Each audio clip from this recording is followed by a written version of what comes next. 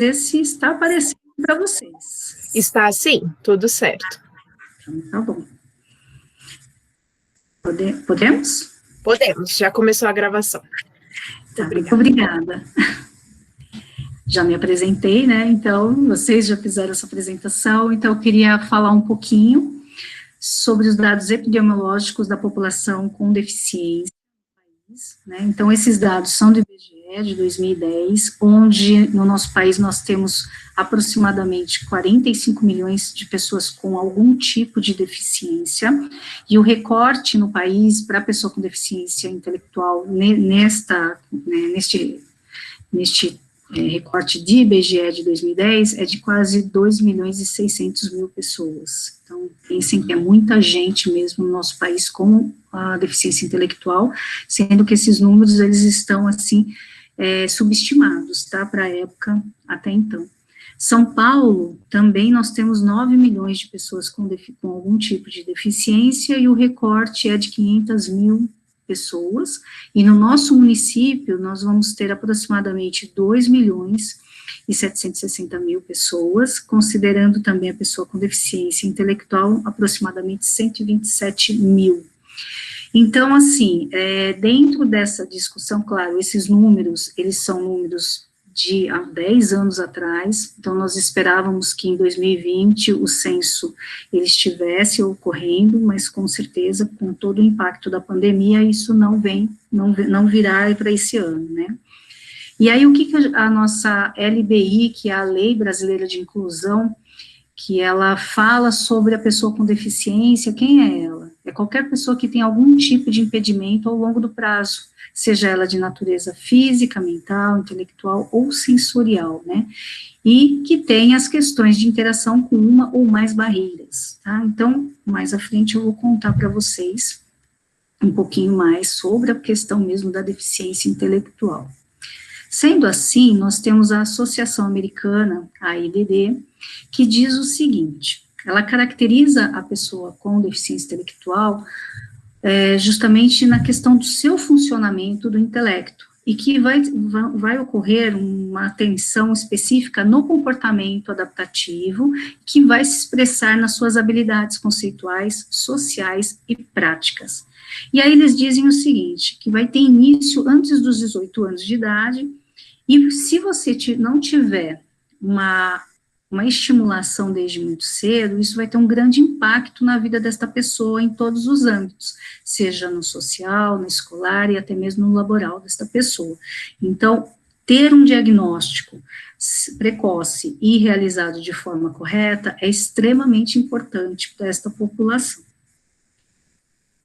E o que seria esse comportamento adaptativo, tá? É justamente as habilidades conceituais, sociais e práticas, né, da vida, da questão da funcionalidade dessa pessoa na sua vida diária. As conceituais, elas vão estar diretamente ligadas à linguagem e à alfabetização, e também a relação que a pessoa tem com o dinheiro, o seu tempo e o conceito de número. Na questão social, nós vamos encontrar as habilidades interpessoais, que estão ligadas à responsabilidade social, aquele olhar mais, aquela questão da ingenuidade na pessoa com deficiência. Ela tem um jeitinho assim, você pode falar uma piada e ele vai ficar assim, mas eu não entendi. Então, assim, essa ingenuidade, né, problemas sociais,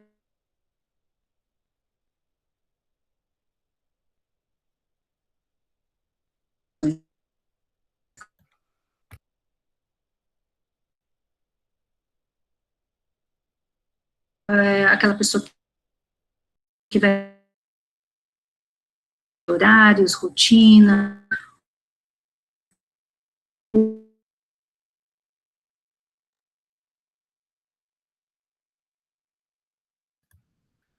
Professora,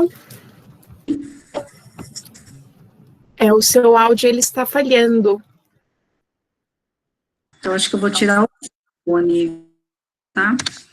Aí eu vou pedir.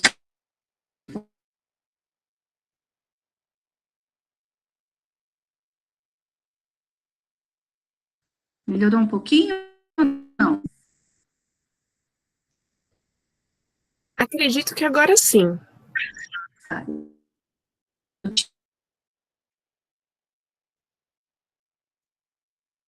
Elas vão aparecer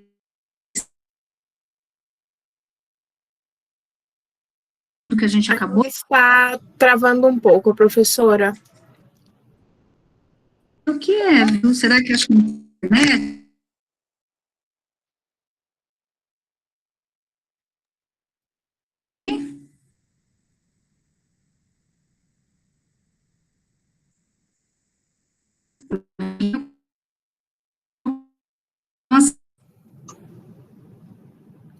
Eu não estou conseguindo compreender o que você está dizendo, o que você está solicitando.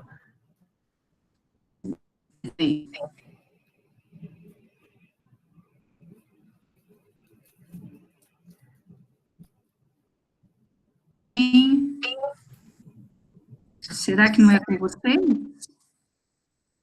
Oi, agora melhorou, professora. Melhorou, mas sumiu a minha tela, né? Não. Isso, acho que a tela às vezes, agora sumiu. Leila, oi, boa noite, aqui é Maria Delaó. A gente, quando fica muito ruim, a gente tenta dois caminhos, ou desligar a câmera, por isso estamos todos de câmera desligada, porque aí reduz a necessidade de envio de dados. E aí, se não melhora, a gente entra de novo, sai e entra de novo. Se você quiser experimentar com a câmera desligada. Perfeito, obrigada, professora. Vamos ver se agora melhora, hein? Pronto? Vamos lá. Continuando, então, a questão das habilidades adaptativas, elas vão estar correlacionadas à comunicação, ao autocuidado, à própria vida no lar, adaptação social, o uso dos recursos da comunidade, do lazer, a determinação, a saúde e segurança, as suas funções acadêmicas e o trabalho.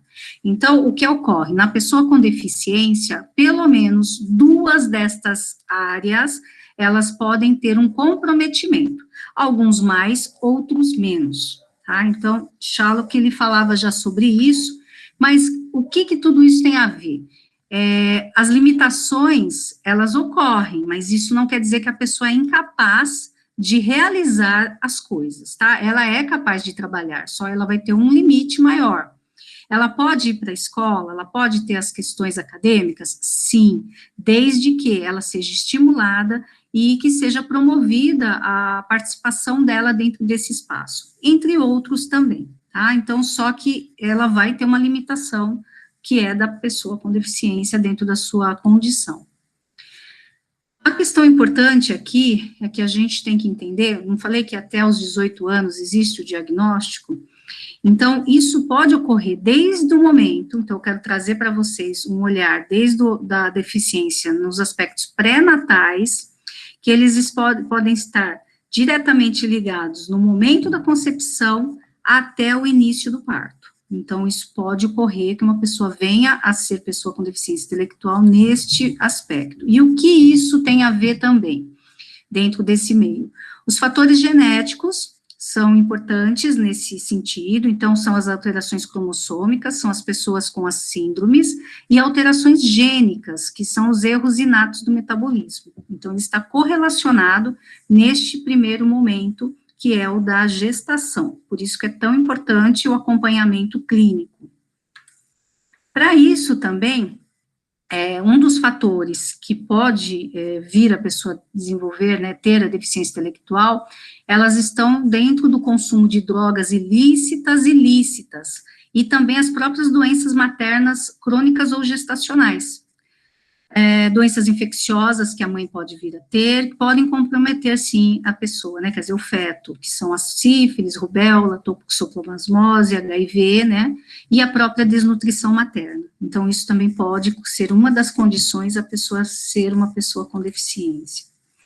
O outro são perinatais. Eles estão correlacionados a partir do momento do trabalho do parto até o 30º dia de vida do bebê. E quais são esses fatores que estão correlacionados a esse período, logo após o nascimento? A hipóxia, ou anóxia, né, para muitas questões que a gente pode estar dizendo aqui, a oxigenação cerebral, que ela é insuficiente, A própria prematuridade, o baixo peso, que é o pequeno para uma idade gestacional, onde a criança nasce bem antes do seu tempo, e a icterícia grave do recém-nascido. Então, esses são fatores perinatais bem significativos também.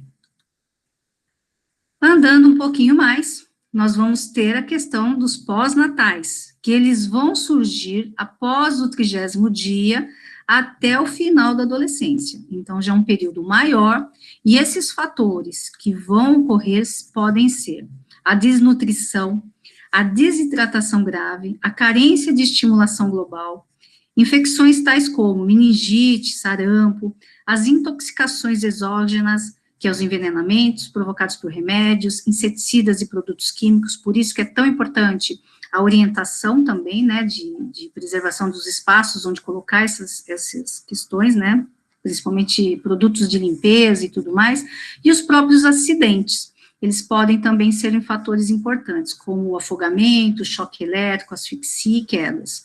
Pode vir a ter, a pessoa vir a desenvolver a deficiência intelectual, tá? E para isso, então, nós vamos encontrar a deficiência intelectual como um grande guarda-chuva, que será tanto de aspectos neurológicos, como o TDA, né, o transtorno do déficit de atenção, e o TEA. Então, o TEA também, que é o transtorno do espectro autista, ele está dentro da categorização neurológica, ou as genéticas. Aqui eu trago algumas que são mais conhecidas, né, que é o X frágil, a própria síndrome de Down, Angelman, Williams e o álcool fetal. Então, nós vamos entender que a deficiência intelectual, ela é muito maior do que apenas você falar assim, eu encontro uma pessoa com deficiência intelectual que é somente a síndrome de Down. Não, é muito mais que isso. Então, nós vamos ter um grande guarda-chuva para compreender essa grande discussão que é a deficiência, né?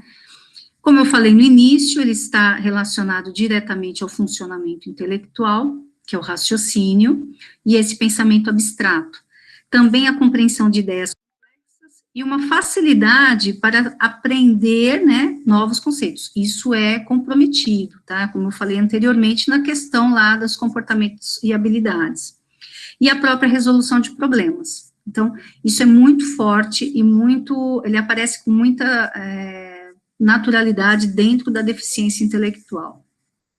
Eu queria trazer também, para a gente pensar um pouquinho, sobre a terminologia. Existem termos que eles vão reproduzir preconceitos e estereótipos a respeito da pessoa com deficiência, seja ela intelectual ou outra. Então, a ONU, ela recomenda que o ideal seja que a gente chame a pessoa com deficiência e não use termos como especial ou portador de, porque a pessoa com deficiência, ela vem dentro de uma condição humana, que é o mesmo quando a gente vai falar da pessoa idosa, ela se torna idosa, então é uma condição de vida. Então, a pessoa com deficiências, seja ela qual for, né, a gente está falando, aqui eu estou trazendo mais da intelectual, ela traz dentro dela uma condição, ela não pediu para nascer com deficiência ou se tornar pessoa com deficiência. Então, é uma condição dela. Então, por isso que é muito ruim quando a gente chega e se retrata essa pessoa como, você é muito especial, ou você é um portador. Então, esses termos, eles remetem a um aspecto de preconceito e até de estereótipo. Então, é importante a gente ter essa noção. Tranquilo até aqui, pessoal? Tudo certo, professora. Então, tá bom. Eu já vou entrar um pouco mais na questão da própria passagem do tempo, né? Então, eu vou mostrar para vocês aqui, vamos conversar um pouquinho. Então, considerando, dentro daqueles números do IBGE, nós vamos ter aproximadamente 4% daquela população já com 60 a mais. Tá? Então, esse aqui tem uma cartilha desse mesmo censo, que ele já apontava uma população com 60 a mais, desde aquela época. Então, hoje a gente já pode considerar, quando os números saírem novamente, esses números serão bem maiores, tá? E será que nós envelhecemos todos iguais?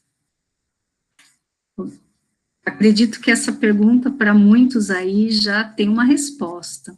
Então, quando nós olhamos essas duas pessoas, nós vamos ver que mesmo uma pessoa sem deficiência e a pessoa com deficiência, ela terá características próprias. Então, somos diferentes, sim, e que envelhecemos de forma diferente também. Então, alguns pontos, eles podem ser convergidos, mas somos diferentes e necessitamos de atenção também de forma diferente. E aí, eu trago para vocês, assim, qual é esse perfil dessa pessoa com deficiência intelectual? Quem é ela? Aqui, é importante a gente ter uma visão de que esta pessoa com deficiência intelectual, ela foi tratada ao longo da vida como uma eterna criança, e negado a ela, principalmente a fase do adulto, e quando ela chega na fase do envelhecimento, ela traz essa ruptura, e ela não vivenciou, ela é eterna criança, principalmente para os familiares mais próximos. Então, ele continua, quando ele se torna já um adulto e idoso, muitas vezes, ainda com aquele estereótipo de criança. Então, eles mantêm e reforçam esse tipo de coisa. Então, para essa população que hoje se encontra com 60 a mais, ou 50 a mais, vamos falar, o adulto, e já indo para a fase do envelhecimento, efetivamente, ele foi quebrado, né, esse direito dele ter vivenciado. O que ocorre, que é muito diferente para nós, que nós temos momentos onde a gente deixa de ser criança, se torna adolescente, depois a gente vai para a nossa vida acadêmica, escolhemos a nossa profissão, e um belo dia a gente envelhece também. Para eles, não. Então, essa população hoje, que se encontra nesta fase, ele realmente, ele saiu de criança e passou a ser idoso. E por que isso? Porque muitos familiares achavam, né, a própria ciência, aliás, achava que eles não viveriam tanto, eles teriam uma vida curta, e isso não tem muito tempo. Até início dos anos 2000, eles viviam até seus 50 anos, às vezes até os seus 40, e hoje isso é muito diferente.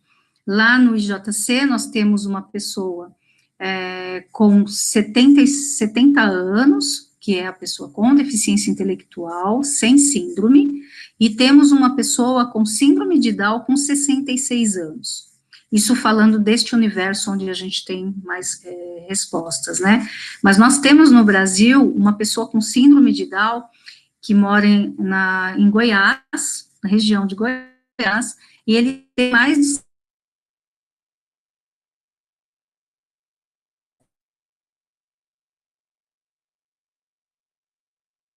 comorbidades muito significativas.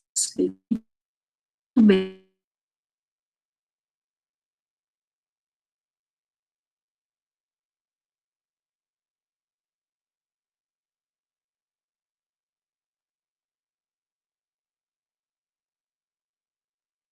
Ciência, então...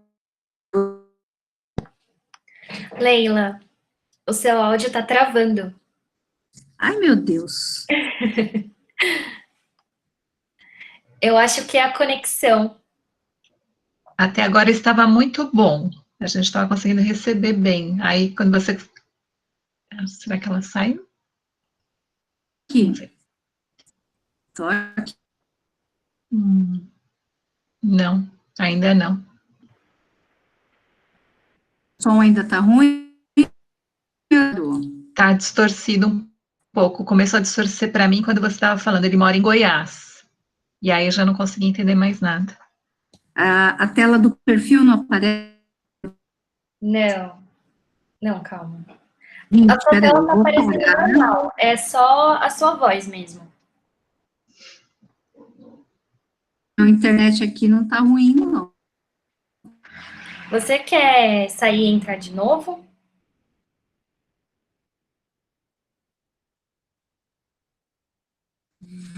Vamos fazer isso de novo. Então, peraí, eu saio rapidinho, só um momentinho. Beleza.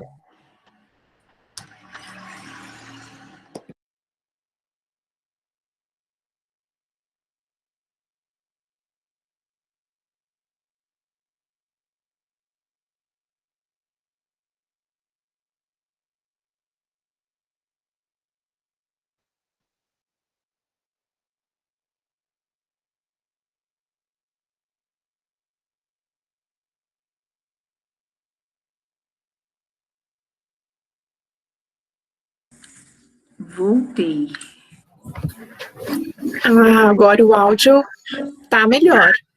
Vamos ver agora com a tela, né? Eu vou tirar meu vídeo aqui, espera um pouquinho, por favor, vocês me digam se está aparecendo. Tá certo. Tá aparecendo, sim. Pior que agora eu fechei tudo. Tá? Imagina, que isso.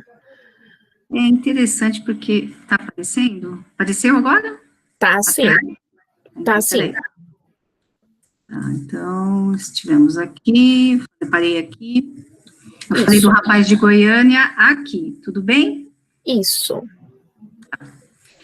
Então, aí eu falei da questão da ruptura, falei do rapaz de Goiânia, que é a pessoa com síndrome de Down mais velha do país, ele está com mais de 77 anos, tá? Então, com a saúde muito boa e vivendo plenamente o seu envelhecimento, tá? Aí, o que eu entrei aqui no perfil dessa pessoa, né, desse idoso com deficiência intelectual, é que, assim, eles têm padrões distintos de envelhecimento, e tudo depende também da etiologia e do próprio grau da deficiência intelectual que eles possuem, tá?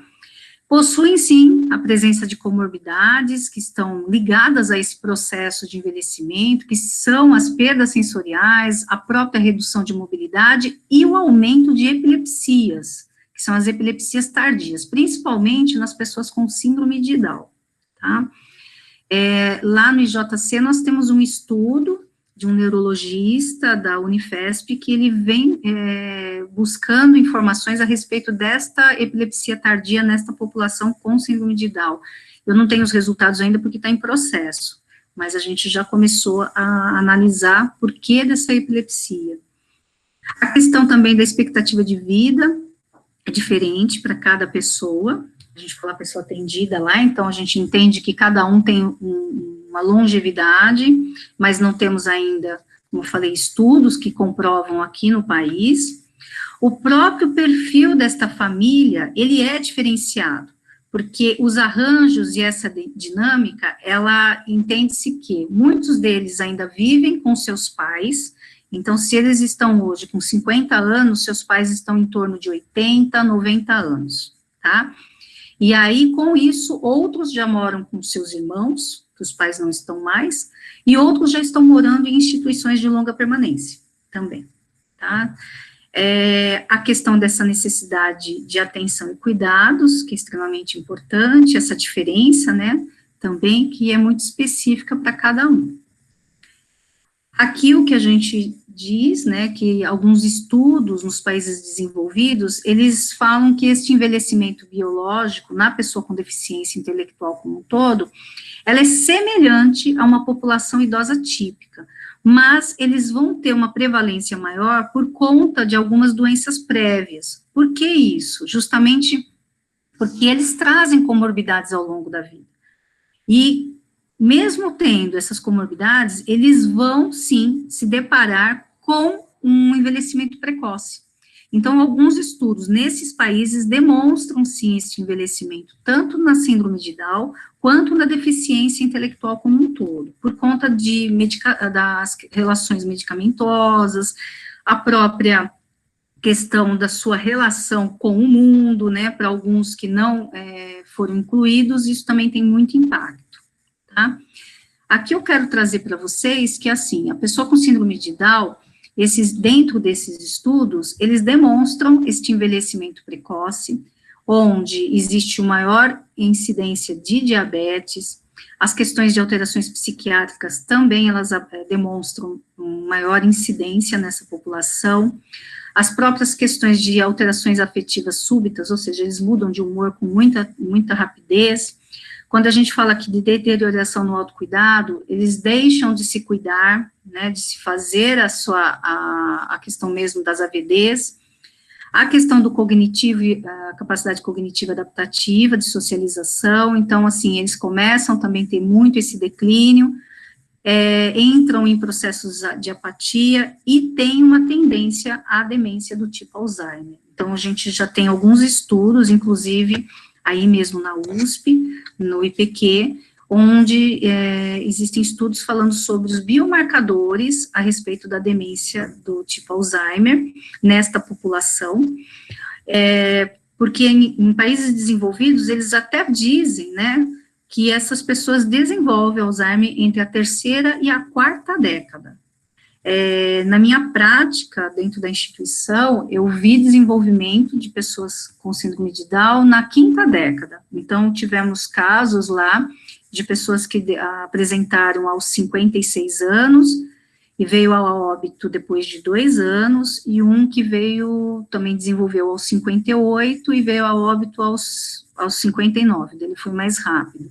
E uma moça, então esses 2 eram homens, e uma das moças, ela teve também, só que quando a gente conseguiu identificar, ela estava com 58, e ela viveu até 63. Então, isso é um indicador que a gente tem como dos estudos em outros países, mas que a gente entendeu que na nossa população também ocorre. Mas como eu falei, existe um contraponto. Hoje tem uma pessoa lá com 66, e que ele não demonstra nenhum sinal de demência, né? Então, é muito relativo. Podem vir a desenvolver, como pode ser que não desenvolva. Temos uma questão a ser estudada aí, até mesmo dentro da genética da família. Mesmo entendendo que o Alzheimer está ligado ao cromossomo, né, do T21, então a gente entende que pode ser que desenvolva como não. Então precisa avançar um pouco mais os estudos. Antes de falar dos estudos, eu queria trazer um vídeo para vocês verem um pouquinho a questão desta autonomia e independência. Eu saí da apresentação ou não? Não, né? Peraí. Mas eu vou pôr. Agora sim. Mas agora eu vou pôr outra coisa. Tá ótimo. Peraí, que eu queria que vocês vissem, é um vídeo.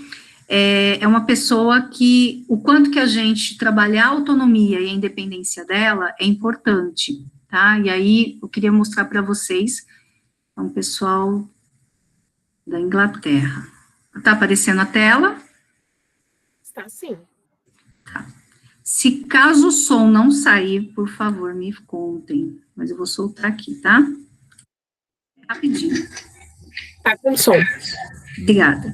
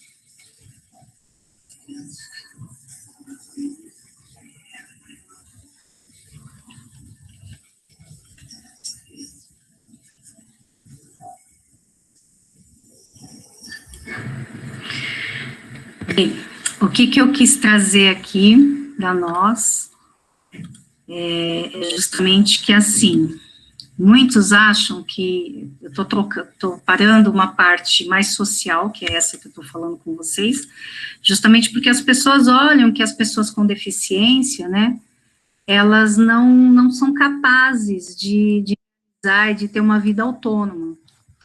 Então, esse vídeo é justamente para mostrar que se tiverem os apoios necessários e que se forem acreditadas desde pequeno, em todos os seus espaços, né, como a gente falou, na escola, no trabalho, na comunidade, eles podem ter uma vida plena, né, uma vida como qualquer outra pessoa.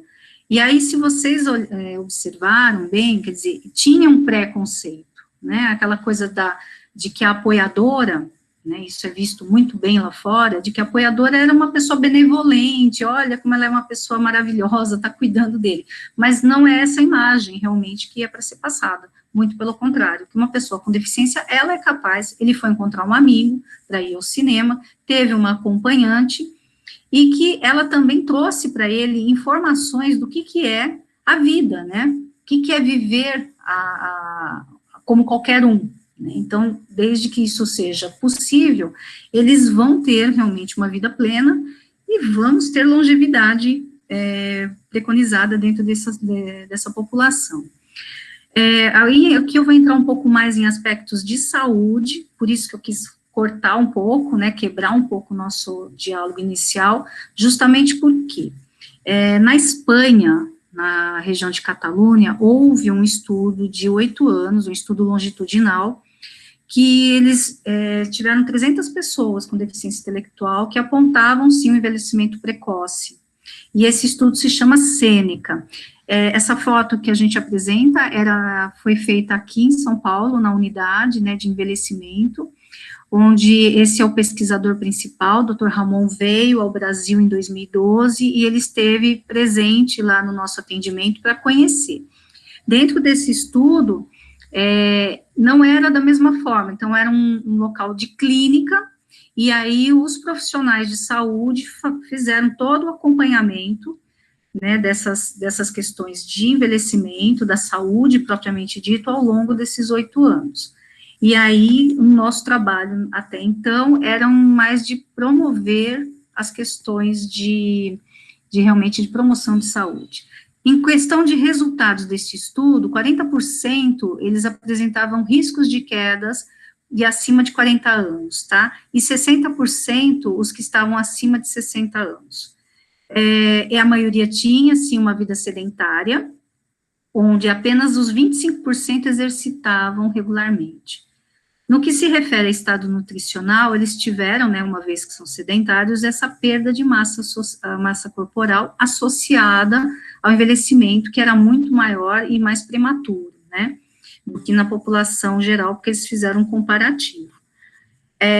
Dentro disso, somente 25% tinham um peso considerado normal e 50% estavam acima do peso. Então, quer dizer, o aspecto mesmo do sedentarismo tinha uma correlação muito grande dentro desse envelhecimento precoce. Em questão de saúde bucal, então, eles disseram também, encontraram que 9% tinham problemas. Eu vou passar, tá? Eu não vou entrar muito em detalhes, porque a tela está aqui, então ela, por si só, já está dizendo, né, do que se trata. Mas se vocês quiserem me interromper para saber um pouco mais, fiquem à vontade, tá? Muitos tinham falta de dentes, a queda, né, essas alterações infecciosas, o que não é muito diferente da nossa realidade. A gente tem encontrado isso também na população brasileira, mas nós não temos um estudo específico, né. Questão da visão, então, tinha realmente as perdas, né, os déficits visuais. Esqueci de falar, né, então, esse estudo ele foi feito acima de 40 anos, tá, com essa população, eles tinham 40 anos mais. A questão da audição também, tinha um déficit de 70%, e apenas 30% usavam próteses auditivas. Isso é um ponto bastante importante, a dificuldade de usar as órteses, né? Mesmo o óculos é muito difícil a adaptação, e a questão do aparelho auditivo também é um complicador. Esse processo todo, quando eles têm as perdas, para você fazer todo esse processo de adaptação, leva-se muito tempo. A questão do cerumin, muito forte também, principalmente na síndrome de Down, então essa dificuldade da higienização e tudo mais, então eles têm um acúmulo muito grande. A questão das doenças neurológicas também apresentavam-se 20%, a maioria deles, principalmente epilepsia e sequelas de AVE, né, então também com o aumento da idade, o que a gente tem como preconizado desse estudo desse neurologista, com base também alcêmica. A questão da hipertensão também, então as dietas também tinha muita correlação, né, dentro desse aspecto. As doenças cardiovasculares estavam associadas também, e eles falaram que tinha uma semelhança de 10% nessa população em geral.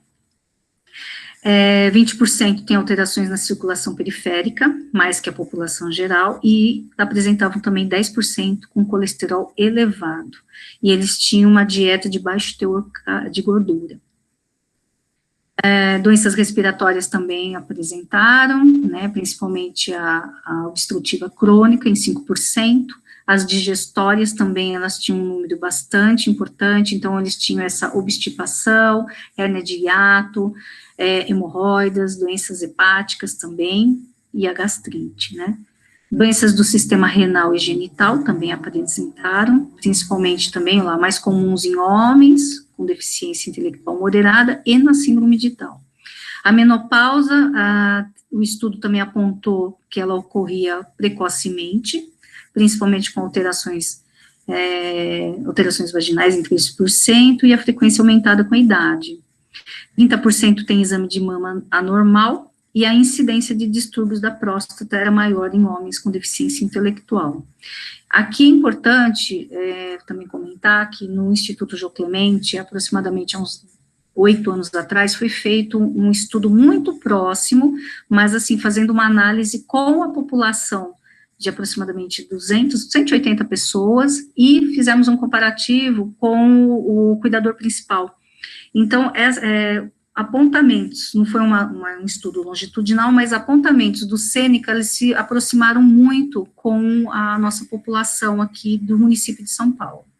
Essa questão também das doenças reumáticas, elas aparecem com muita frequência, muito alto, né, a questão da osteoartrite, a osteoporose, as endócrinas e os dermatológicos também, principalmente, a gente vê que na síndrome de Down é muito forte, tá? Essa questão do estudo mental e comportamental também, então 20% apresentavam distúrbios mentais graves também, ou seja, o processo da deterioração cognitiva era muito forte, e a função executiva, né, como a gente acabou de falar, principalmente social também, a dificuldade de se relacionar ao longo do tempo. Como eu falei atrás, a síndrome de Down, ela apresenta essa questão do envelhecimento precoce com mais prevalência. Aqui também é um gráfico falando de toda essa evolução desse estudo, ao longo desses 8 anos, né, que eles fizeram, e aí eles tiveram, sim, uma perda, né, eles falaram que começaram com 300, e aí 238 pessoas se mantiveram, e 66 saíram por causas diversas.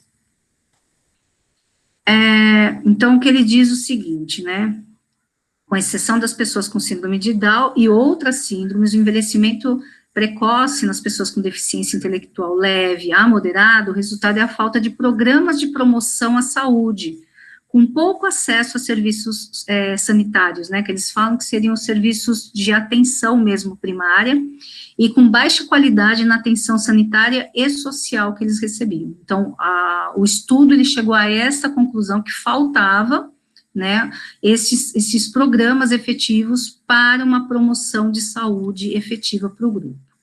Aqui é um outro estudo, então aqui ele terminou, né, em 2008, e esse daqui, que já tem bastante tempo, esse daqui é o TILDA, não sei se vocês já ouviram falar, ele é do pessoal de Dublin, da Trinity, é um estudo também longitudinal, que só que aqui o recorte são pessoas acima de 50 anos, Ele é o primeiro estudo da Europa que é capaz efetivamente de comparar o envelhecimento de pessoas com deficiência e o envelhecimento da população geral.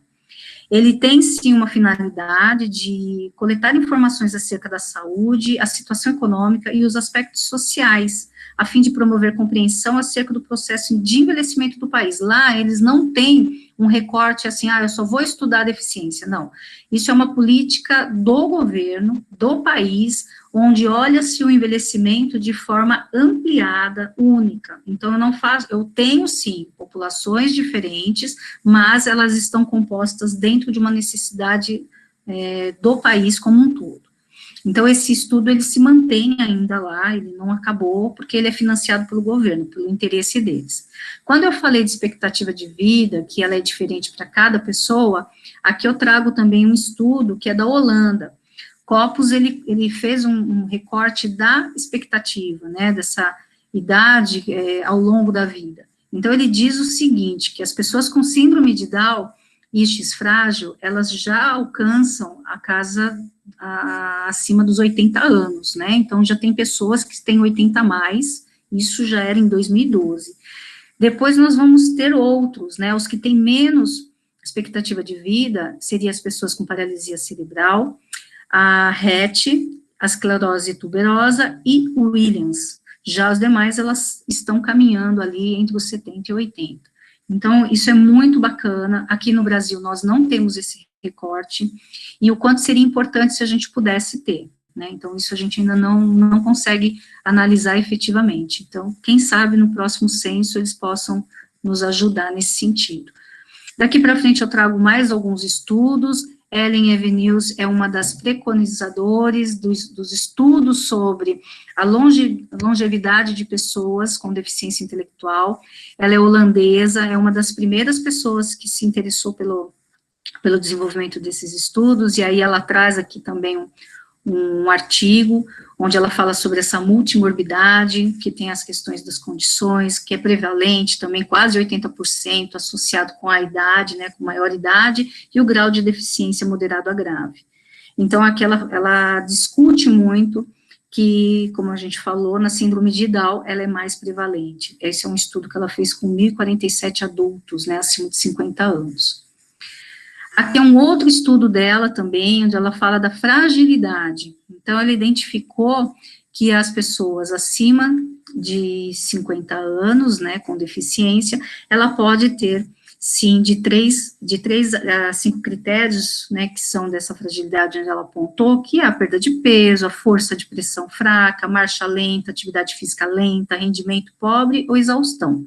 Então, ela traz um estudo aqui, dizendo sobre essas questões, o quanto que é importante a gente estudar e onde que estamos encontrando. Eu vou trazer uma informação, dentro dos meus estudos, hoje eu tenho buscado a validação de uma avaliação para essa população específica, porque a gente tem uma avaliação de sinais sugestivos de envelhecimento para pessoas sem deficiência, e hoje eu venho buscando um estudo a respeito disso.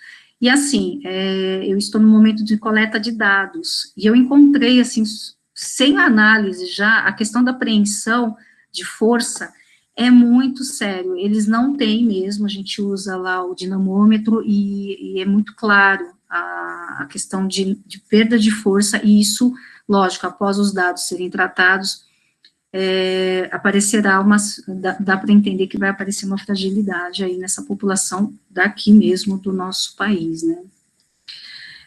Aqui também foi um dado que a gente teve em 2006, de que a expectativa de vida deles já vinha aumentando nesse período, justamente pela própria questão do avanço da biomedicina, as questões de medidas preventivas na área da saúde, as próprias cirurgias corretivas, né, que é o suporte a cardiopatias, a imunização, que são as vacinas, essa própria estimulação precoce, as terapias que vêm ocorrendo, então tudo isso vem contribuindo para o aumento da expectativa deles.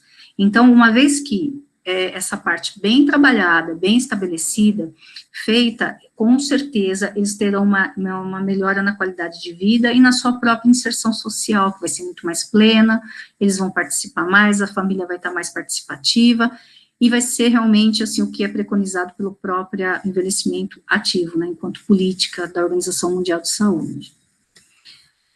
Aqui eu estou falando, né, que são escassos esses estudos, mas já temos alguns de referência com a síndrome de Down, então a gente já vem avançando. A questão também que eu trago aqui é essa discussão da composição de saberes, para que a gente possa ter uma análise biopsicossocial da pessoa, o quanto é importante uma equipe multiprofissional, multidisciplinar, para a discussão do caso e estabelecimento de condutas adequadas. Então, é importante você ter vários saberes para que você possa efetivamente encontrar lá na frente ações mais concretas, né? Aqui a gente já falei a respeito, né, o que é essa qualidade de vida. Então, a gente está dizendo o quê? São os fatores cognitivos emocionais, a condição financeira, social recreativo, quer dizer, são vários fatores que podem contribuir para a melhor qualidade de vida para a pessoa com deficiência, principalmente quando a gente está falando de aspectos da inclusão, né? Aqui, algumas questões que o Instituto Jô Clemente vem desenvolvendo, eu só trago 2, nós temos um livro que se chama Envelhecimento e Deficiência Intelectual, ele é um livro que nasceu em 2002, num congresso nacional que a instituição realizou, e esse é um livro que depois ele foi reeditado, com muito mais artigos, que são artigos mais técnicos, então a gente fala desde questões legais até questões de família e também de questões das equipes, né? E o ano passado nós tivemos o primeiro seminário internacional no país que falou sobre envelhecimento e pessoa com deficiência intelectual, que ocorreu em setembro do ano passado no Memorial. E, por fim, eu trago que, assim, para a gente pensar, né, a deficiência, ela não deve se adaptar à sociedade, muito pelo contrário, é a sociedade que deve facilitar e entender a todos. Quero agradecer a vocês pela oportunidade, estou aberta para a gente conversar, né, e poder colocar um pouquinho à disposição.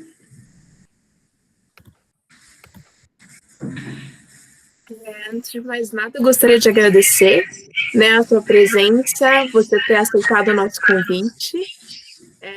Foi uma aula maravilhosa. Eu tenho já uns questionamentos, professora Leila, se eu puder retirar. A questão da prevalência da Alzheimer nas pessoas com deficiência tem a ver com está relacionado com a carga genética maior do cromossomo 21? Tem alguma coisa que se explica isso? Porque eu já ouvi falar disso, né? Sim. Então, o que ocorre? O Alzheimer, ele está correlacionado ao cromossomo 21, tá? Então, já existem estudos que comprovam essa relação direta. Porque, assim, como eu comentei, aqui no IPQ, né, eles têm um estudo que vai diretamente nesse cromossomo para poder entender essa relação e o que pode ser feito de intervenção, né? É um estudo, inclusive, do professor Dr. Orestes Forlenza, vocês devem conhecer bem ele. Ele tem uma equipe, hoje tem um ambulatório, né, de síndrome de Down dentro do IPQ para esse acompanhamento. Também tem um estudo de medicação para aplicação e ver também a possibilidade de fazer a intervenção direta na doença, né, mas isso é um estudo que já tem um tempo, aliás, é um grupo se eu não me engano, da Califórnia, mas assim, eles têm um braço dentro do Einstein, né, que é a doutora Ana Cláudia Brandão, então ela vem fazendo esse estudo na questão medicamentosa. Então, assim, tem muito ainda que se desenvolver. A questão genética, ela tem sim impacto, porque se na família você já tiver uma correlação, certamente a pessoa também com síndrome de Down, ela pode vir a desenvolver. Porém, é como eu falei, a gente precisa estudar mais, precisa apresentar evidências científicas para dizer, é isso.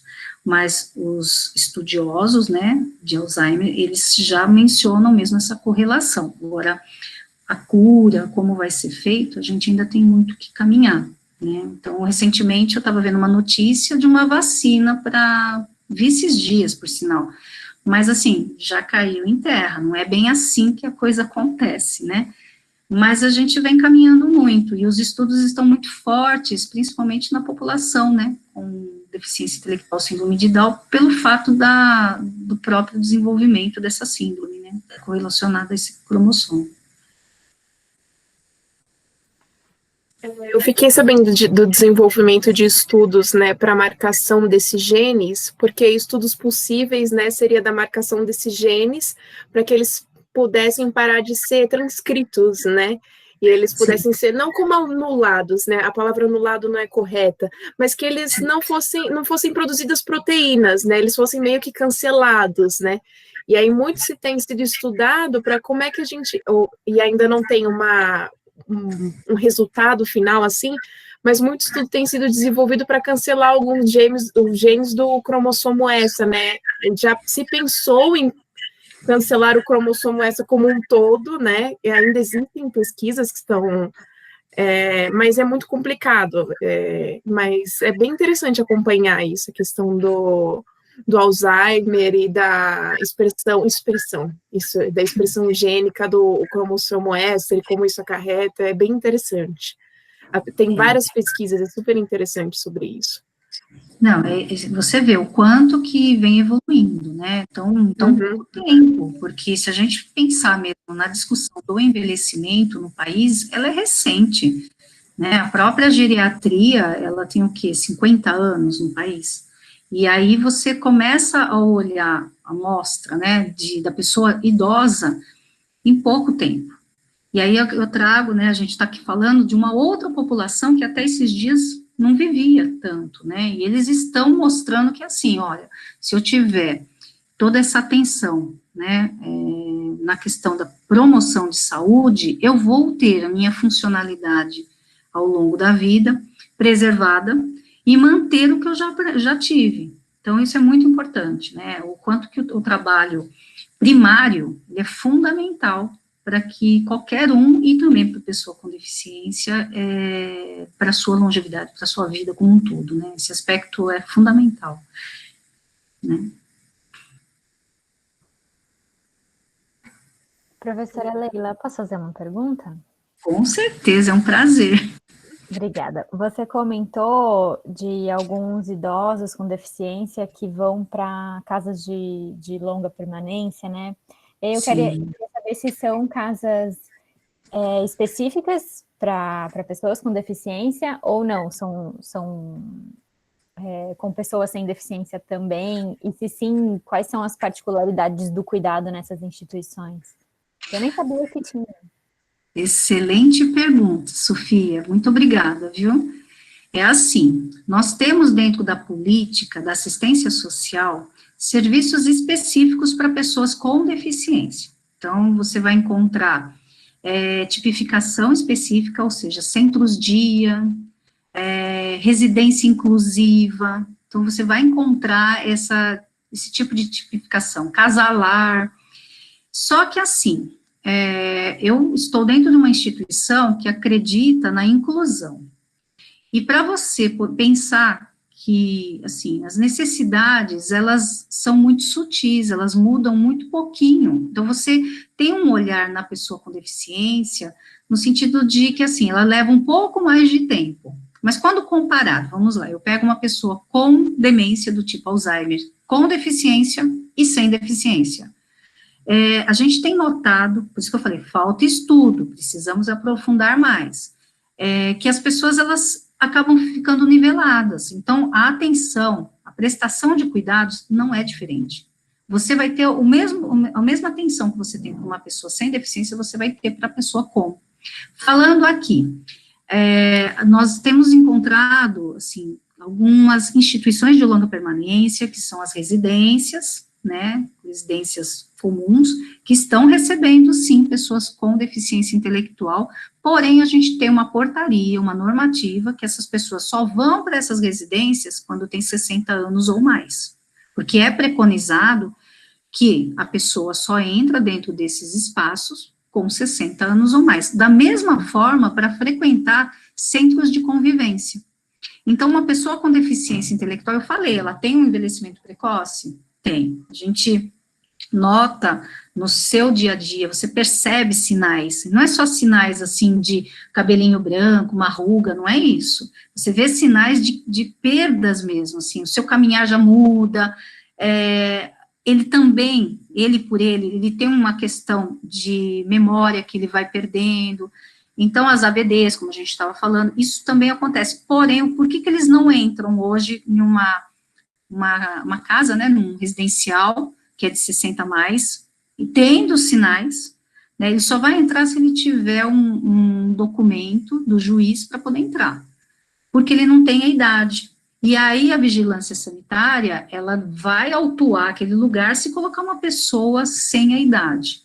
E por isso que a gente precisa estudar, precisamos demonstrar que estas pessoas, não só no olhar, né, como empírico, de que ele tem um envelhecimento precoce. Então, os estudos, eles precisam avançar aqui no país, né, como eu falei, nós temos estudos de outros países, né, o pessoal lá da Irlanda tem um trabalho maravilhoso, então ele consegue comprovar que aquela pessoa tem aquela atenção.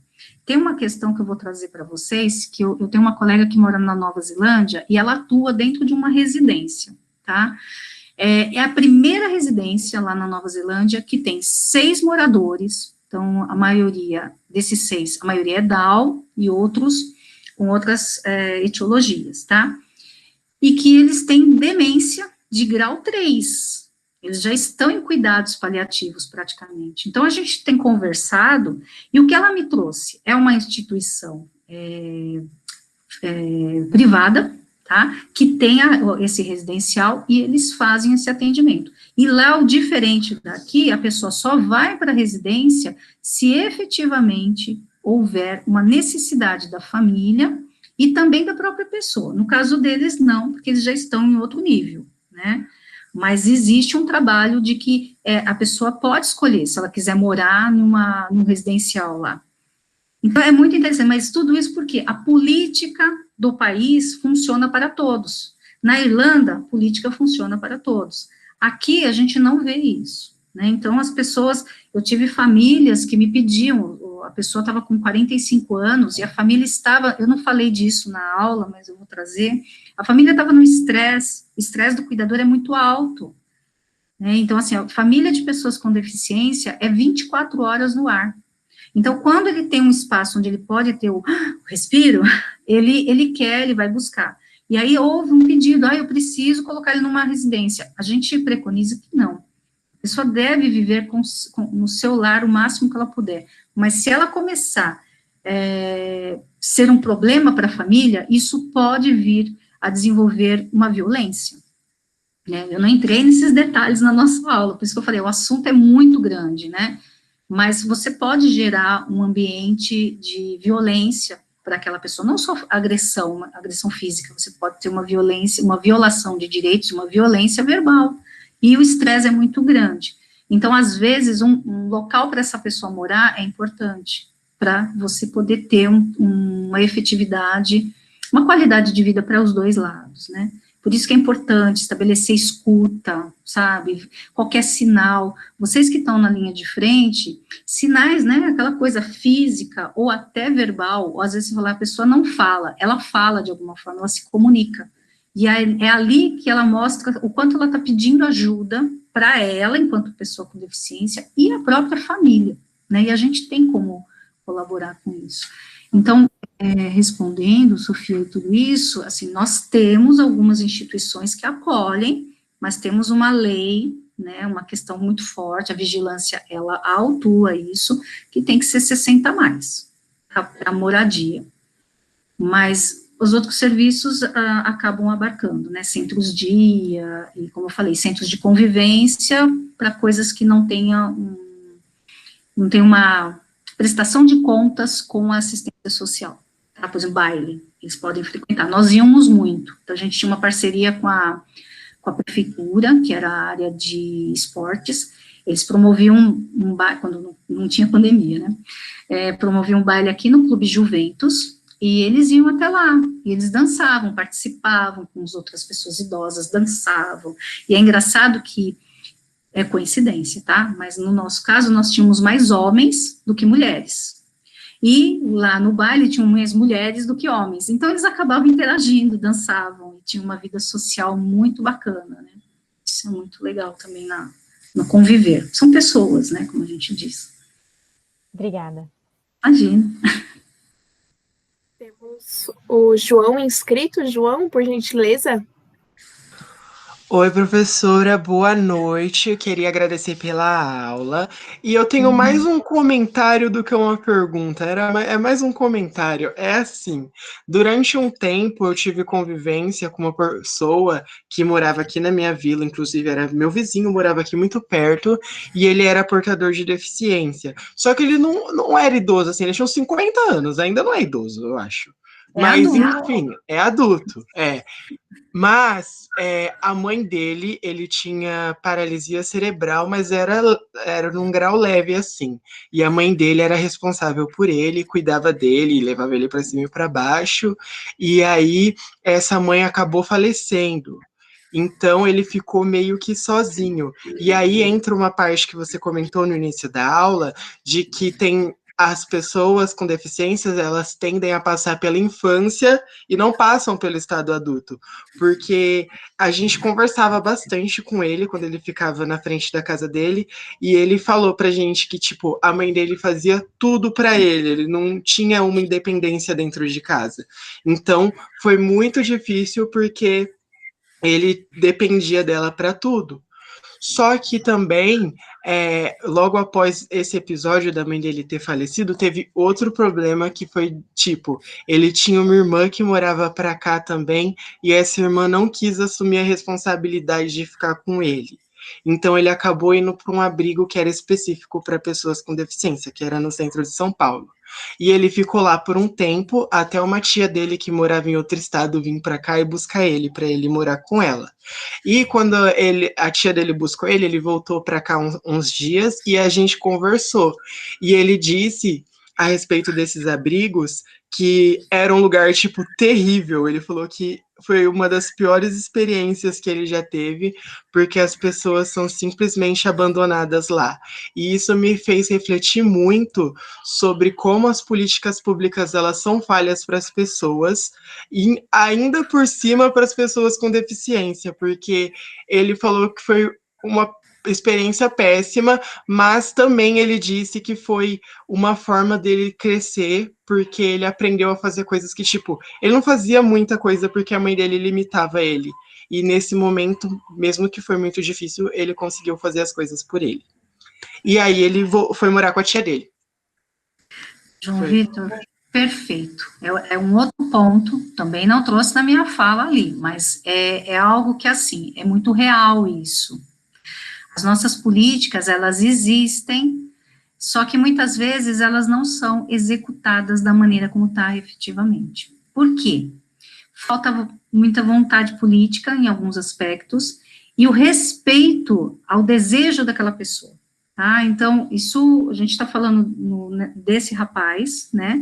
Mas a gente tem que entender que isso pode acontecer com qualquer um de nós, tá? Quando eu falo da pessoa idosa, de um modo geral, tem muitas pessoas idosas que elas são abandonadas, né, então elas acabam indo para uma ILPI, né, uma instituição de longa permanência, muitas vezes são públicas, né, e tira-se aquela memória, né, então a pessoa quando vai para esses lugares, ela vai levar o mínimo possível da vida dela, e aí não é a casa dela, por isso que a gente comenta muito do respeito aonde você está. Existe até uma discussão sobre isso, né, que é o aging place, manter você o quanto mais no seu local. Falando dele, realmente, assim, ele não teve opção, então, o que aconteceu? O poder público, ele achou um lugar para ele ficar, porque a família não foi preparada ao longo da vida, de que, assim, não que a mãe não tem culpa, eu acho que, assim, essa parcela que hoje está envelhecida, adulta e já envelhecida, eles vêm de um contexto histórico, como eu falei, eles morriam cedo. E as mães, elas cuidaram o máximo que elas podiam, né? Elas queriam ficar com esse filho, então elas não prepararam irmãos, ou às vezes só teve um filho, e assim ela não tem com quem cuidar. Eu vou trazer um caso nosso lá também, de que assim, ela está viva. É uma mãe que tem 2 pessoas com deficiência. Um deles, ele trabalha, e o outro, ele tem mais dificuldade, ele é mais comprometido. A gente tem um trabalho lá, que é do planejamento de vida, que é justamente você identificar as necessidades atuais. A gente usa um protocolo que é da saúde, que chama PTS, Projeto Terapêutico Singular, ele é preconizado pelo SUS. E aí a gente usa esse instrumento como um norteador do seu planejamento de vida. Então, dentro dele, você vai ter ações de curto, médio e longo prazo. De curto prazo, normalmente, são as questões mais de saúde. Então, após uma avaliação multiprofissional que é aplicada lá, que é essa que hoje eu venho discutindo dentro do meu estudo, né, na minha dissertação, você identifica essas comorbidades mais prevalentes, né, esses sinais, e depois você tem que estabelecer uma conduta, né, que plano que você vai fazer para ela. Então, a curto prazo são a saúde, então você identifica perdas sensoriais, você identifica perda de massa óssea, massa muscular, aí você faz os direcionamentos. Às vezes tem que buscar um especialista, né, ele precisa de um atendimento com a fonoaudióloga, então ele já vai. E assim, isso é o primeiro momento, então você acompanha. De médio prazo, são coisas assim, olha, é o cumprimento dessas ações estabelecidas. A longo, João Vitor, entra muito com quem que você vai ficar, uma vez que não tiver mais a sua mãe, o seu pai, quem vai cuidar de você. Então, e essa discussão lá no IJC, a gente preconiza assim, não é eu, enquanto profissional técnico, que decido a vida dele. Eu aponto a necessidade, discuto com a família, mas junto com a pessoa com deficiência. Quando eu trouxe o vídeo, é mostrando também nesse sentido de que, assim, a pessoa, ela é um sujeito de direitos, mesmo que você vai falar assim, ele não fala, ele não tem uma comunicação clara, mas ele tem sentimentos, ele sabe do que ele quer também. E é importante, quando você for estabelecer condutas, vou dar um outro exemplo, né, ele precisa fazer musculação, mas você tem que estabelecer o porquê que você está fazendo aquilo. Por que você está falando, olha, é importante você fazer a atividade física, musculação, porque você está tendo perdas, você tem uma osteopenia estabelecida, então você tem que falar muito, e com a própria pessoa, porque você está falando dela. Então, pensa assim, se a gente fizesse isso com a gente, alguém chegasse e falasse assim, ó, a partir de amanhã você vai entrar num regime aqui, você não vai comer mais nada. É muito ruim, né? Então, são coisas nesse sentido, e a importância mesmo de, desde muito cedo, se conversar, né, sobre o que eu penso. Eu posso fazer planos pequenos, de 3 anos, 5 anos, às vezes eu consigo fazer de 10, e assim vai se estabelecendo um diálogo e um respeito com a pessoa, né. Seria isso. Obrigado, professora, muito obrigado, viu? Eu que te agradeço pela pergunta, viu, João Vitor? Muito obrigada, porque, assim, às vezes a gente prepara uma aula, e, assim, é muita coisa, então eu quero te agradecer, porque eu pude complementar mais uma informação que é muito importante, vocês estão na linha de frente, né, então eu acho riquíssimo esse contato direto. Obrigada. Acho que sou eu a próxima inscrita. Então, muito prazer, eu agradeço muito a sua aula, acho que a gente está aqui tendo uma semana excelente, né, pessoas que estão trazendo experiências e conhecimentos, enfim, compartilhando, né, do seu tempo com a gente aqui, e a gente está aprendendo muito. E eu queria fazer um comentário, ouvir um pouquinho você, quer dizer, assim, eu tinha algumas coisas apontadas, uma delas foi exatamente o que o João trouxe, achei bem bacana, talvez eu comece por aí, né, que foi essa questão das políticas públicas, né, então, a importância das políticas públicas, eu acho que a gente tem que reforçar isso, a gente tem que tomar cuidado quando a gente diz assim, a política é ruim, não tem política, né, então, assim, na verdade, as políticas públicas existem num contexto sociocultural, né? Então, elas estão num contexto em que as pessoas com deficiência são vistas de determinadas formas, né? Então, quem está lá cuidando da pessoa com deficiência no serviço, se ela olha para aquela pessoa como uma pessoa de menor valor, né?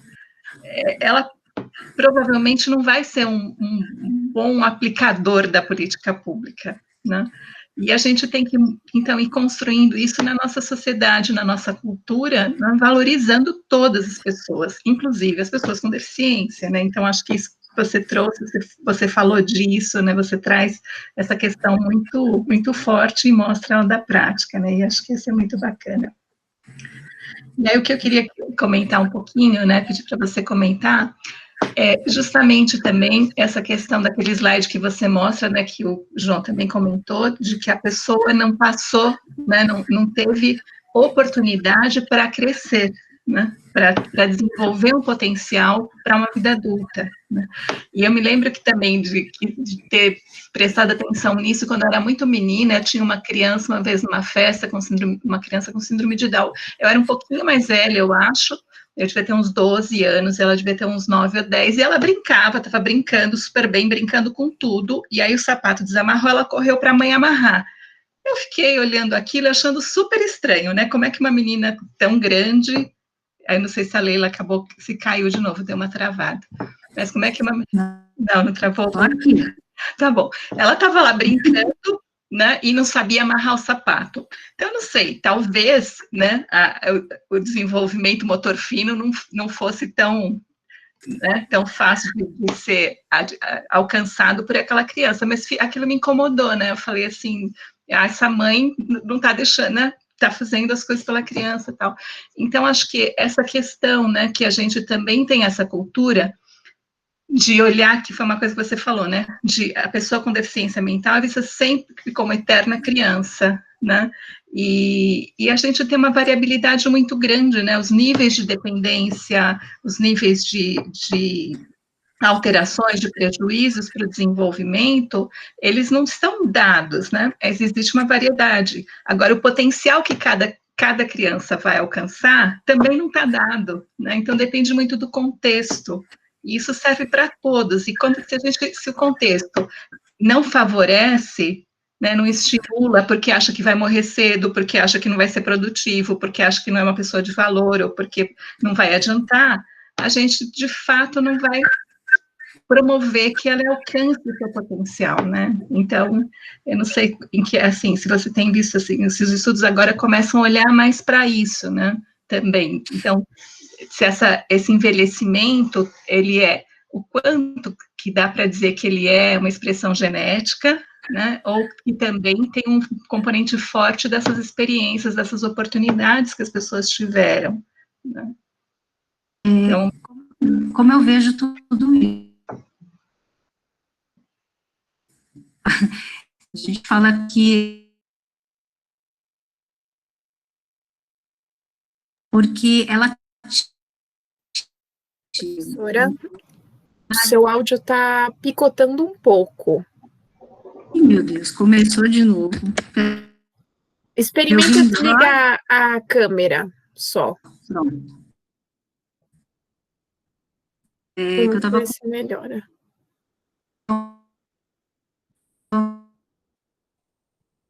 A gente vê muito na prática que a questão maior é a família. Ele é provocativo mesmo, no sentido de e já idosa, porque a gente já tem uma parcela boa de pessoas idosas lá no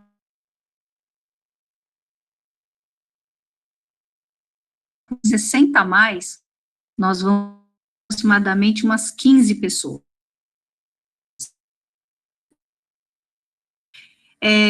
Vocês vão falar assim, uma pessoa já considerada idosa? Não. Leila, tá bem travando agora. Ai. Então, elas têm, sim, uma questão da família que com possibilidade de ser autônomo, Uma ação que hoje é criança, né, que ciência é criança, eles estão vindo com perspectiva. As famílias estão efetivamente dando possibilidade de autônomos e até mesmo empoderados diante da sociedade. Essa diferenciação. Essa fase, eles vêm de uma cultura de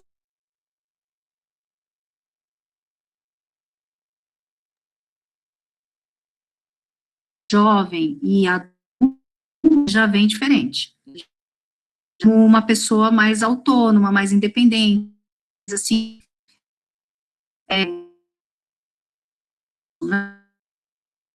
isso é.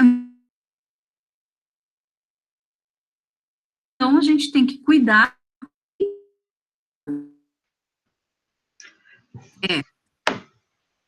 Tá? Tá travando ainda? Tá travando, Leila, travando bastante. Nossa. Corre, mas vamos lá. Continuando. Então assim, como que eu posso dizer? Tem um caso lá, que também, aos 60 anos, ele conseguiu dizer para a mãe dele, aos 60 anos, a mãe, na época, estava com 80 e alguma coisa, tá?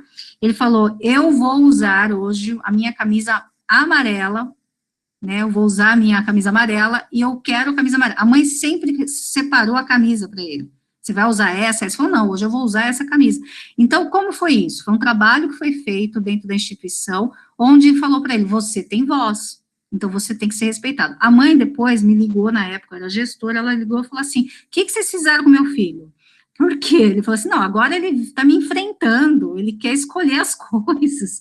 E aí a gente falou, olha, nada mais do que ele é uma pessoa de direito, ele pode escolher o que ele quer para a vida dele, né? E a gente também traz uma discussão que, assim, toda escolha resulta numa responsabilidade também. Então, cada escolha que você fizer vai ter uma consequência.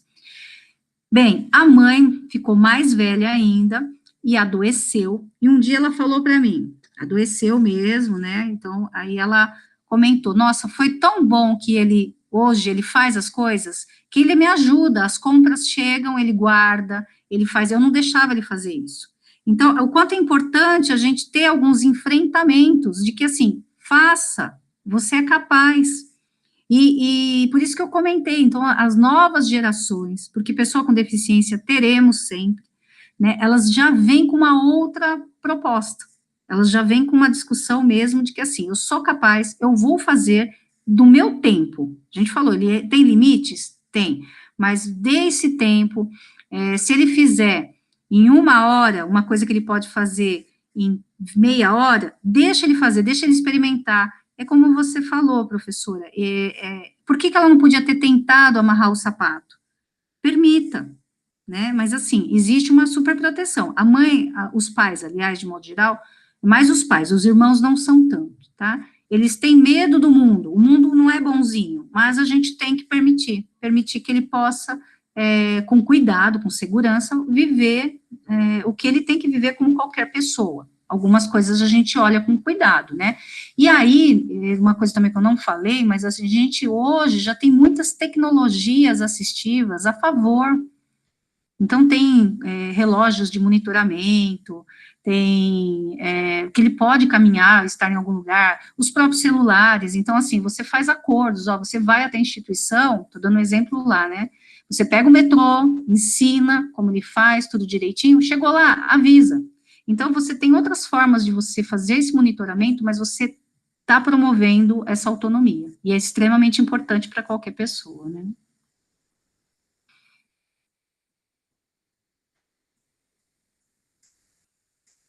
Júlia? Oi, posso falar? Pode sim, fica à vontade. Boa noite, professoras. Boa noite, Leila. Eu gostei muito da sua aula hoje, foi muito rica. E eu também gostaria de fazer mais um comentário, assim, sobre, justamente, eu também achei muito interessante essa parte de tratar sempre como criança, né, e eles não têm esse processo de envelhecimento.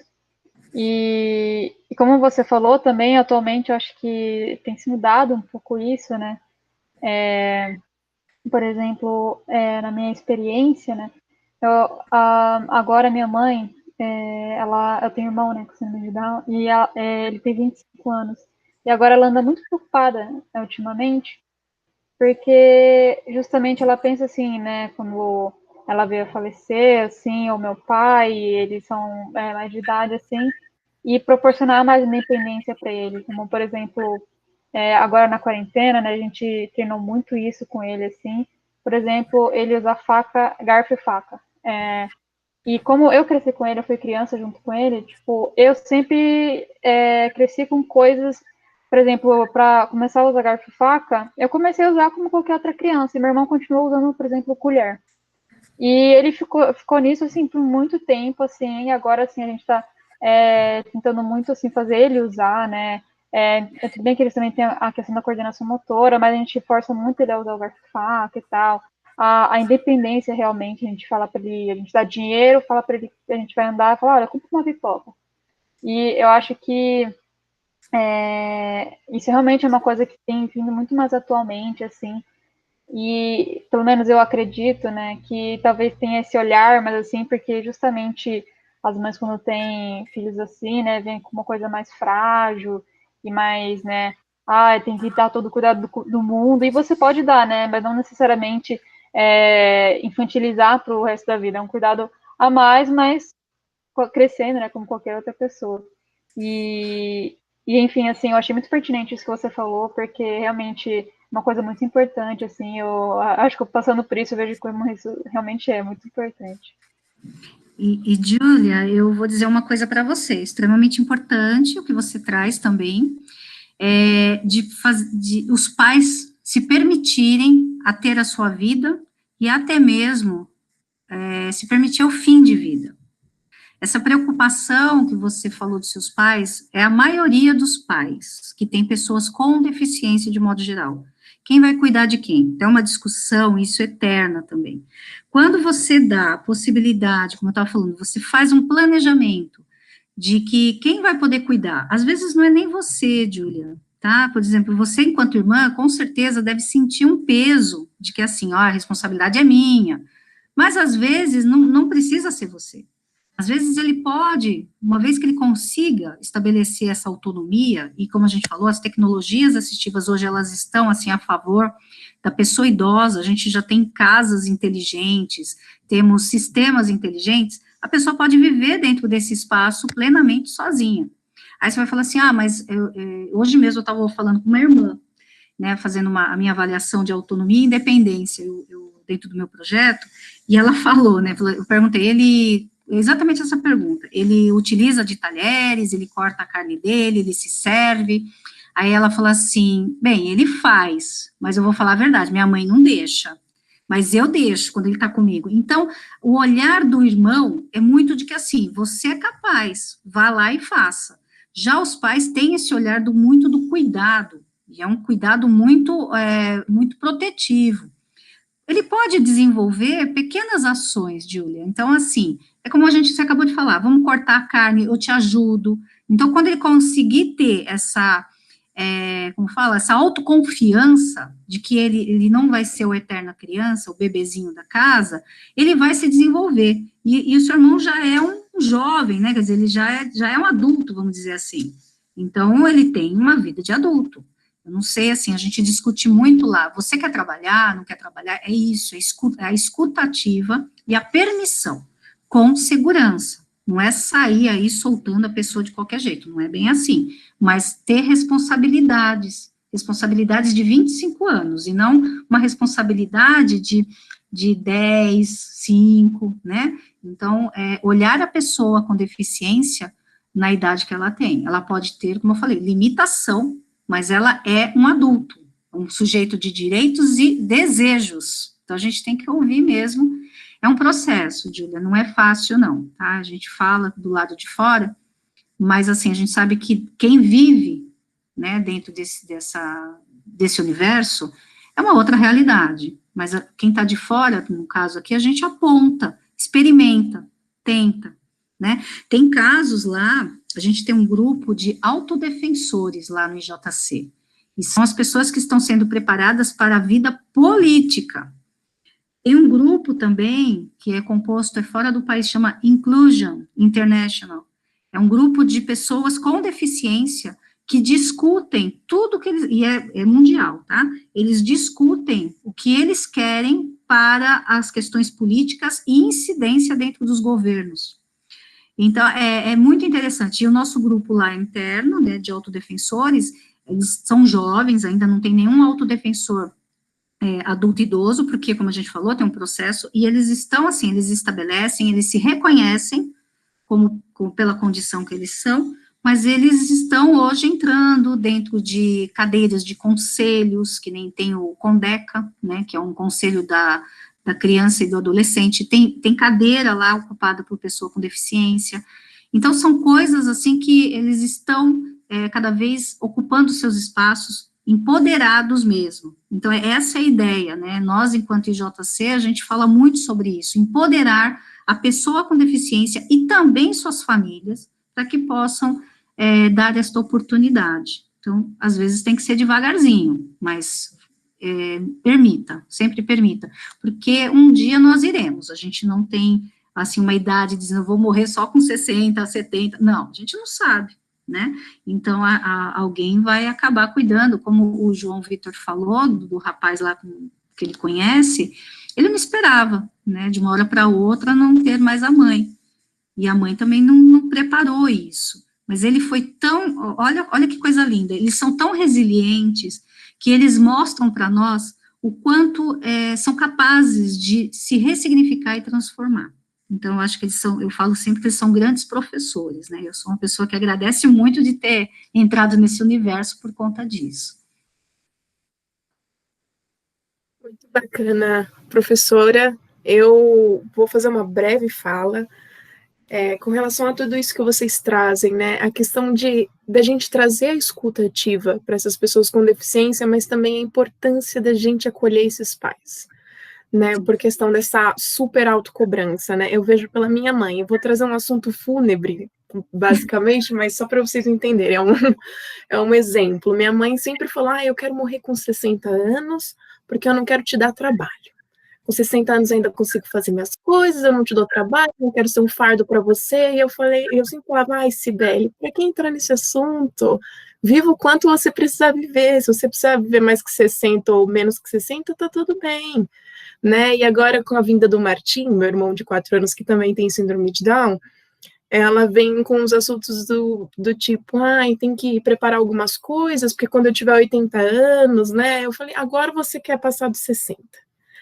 Ela falou, não, é que agora eu preciso passar dos 60. Aí eu falei, por que você precisa passar dos 60 agora? Porque o seu irmão vai precisar de mim. Eu preciso estar cuidando do seu irmão. Eu falei, mãe, tira essa autocobrança de você. Você está capacitando o Martim, está estimulando ele desde cedo, ele vai ter total competência para morar sozinho, viver sozinho, e se ele precisar de ajuda, eu vou estar aqui, né?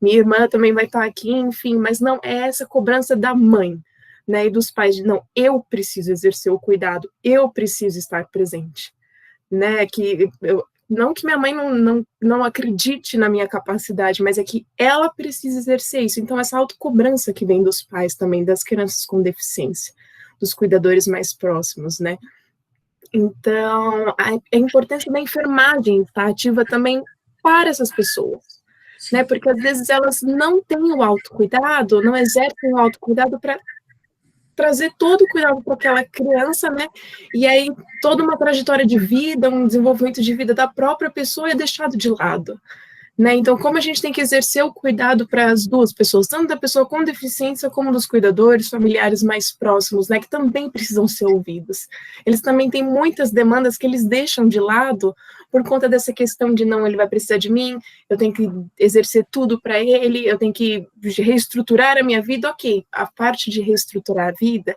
realmente acontece, Não vou dizer que isso não acontece. Eu acho que acontece até para a vinda de uma criança comum, porque não aconteceria para a vinda de uma criança com deficiência, né? Então, é bem isso, né? Como a gente tem que estar presente dos dois lados, né? Ouvir tanto esta pessoa quanto esta pessoa, as demandas dessa pessoa e dessa. É interessante isso. Ana Laura, é o momento da notícia.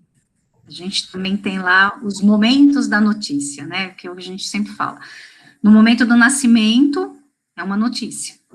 E a pessoa, ao longo da vida, ela também tem outros momentos da notícia, onde é exatamente isso. Como que eu preparo? Eu contei o caso do rapaz, ele já tinha 60 anos, e essa mãe ainda escolhia a roupa e não permitia.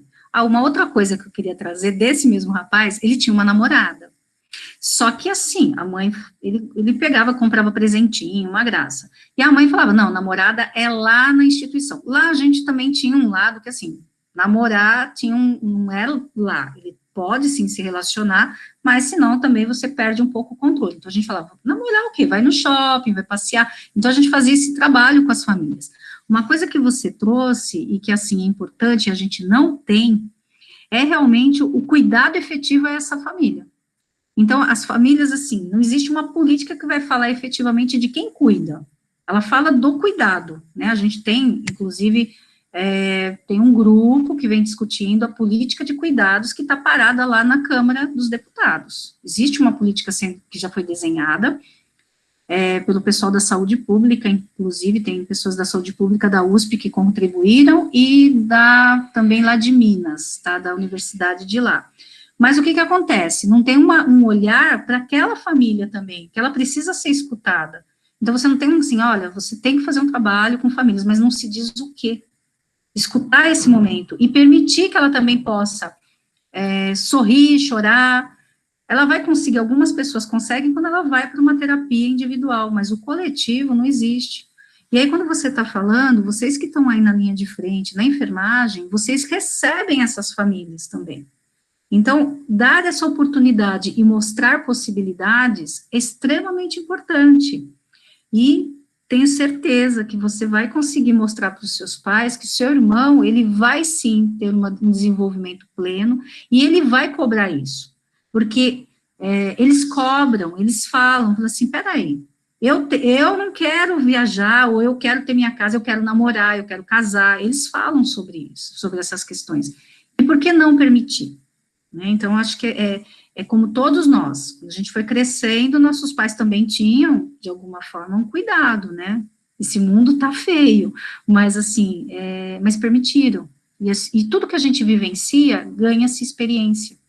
É o que a gente fala, a inclusão, não é inclusão dentro de instituição, a inclusão é estar em todos os espaços, é estar convivendo com o diferente e passando os desafios. A gente amadurece toda vez que a gente faz enfrentamentos.